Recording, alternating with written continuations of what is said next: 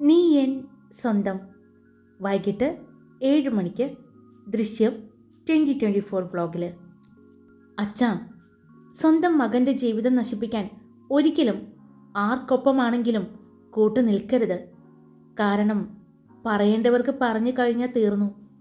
അനുഭവിക്കാൻ പോകുന്നത് അച്ഛൻ്റെ സ്വന്തം മകനാണ്. 1-2 വർഷമല്ല, 10 വർഷമല്ല, ജീവിതകാലം മുഴുവനും ഞാൻ അനുഭവിക്കേണ്ടി വരും. അച്ഛൻ ഇപ്പോൾ പറഞ്ഞ കനികയെ ഞാൻ വിവാഹം കഴിച്ചാൽ ഞാൻ അങ്ങനെ നരകിക്കുന്നത് കാണാൻ അച്ഛൻ ആഗ്രഹിക്കുന്നുണ്ടോ? എന്നാൽ അത് നടക്കില്ല. കാരണം ഞാൻ ഒരിക്കലും നശിക്കാൻ ആഗ്രഹിക്കുന്നില്ല. അത് ബാലചന്ദ്രപ്രതാപിൻ്റെ മകനായതുകൊണ്ടല്ല, ശക്തിദേവിൻ്റെ കൊച്ചുമകനായതുകൊണ്ടാണ് ഞാൻ അങ്ങനെ നശിക്കാൻ താല്പര്യമില്ല എന്ന് പറഞ്ഞത്. എനിക്ക് എൻ്റെ മുത്തശ്ശനു വേണ്ടി എന്നെ ഒരുപാട് പ്രതീക്ഷയോടെ എൻ്റെ ഓരോ വളർച്ചയിലും എൻ്റെ കൂടെ നിന്ന അദ്ദേഹത്തിന് വേണ്ടി എനിക്ക് ജയിച്ചേ മതിയാകൂ.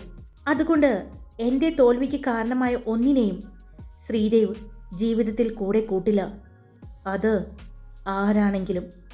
ഈ സ്റ്റോറിയുടെ മുഴുവൻ ഭാഗങ്ങളും കേൾക്കാനായിട്ട് വൈകിട്ട് 7 മണിക്ക് ദൃശ്യം 2024 വ്ളോഗിൽ. നീ എൻ സ്വന്തം.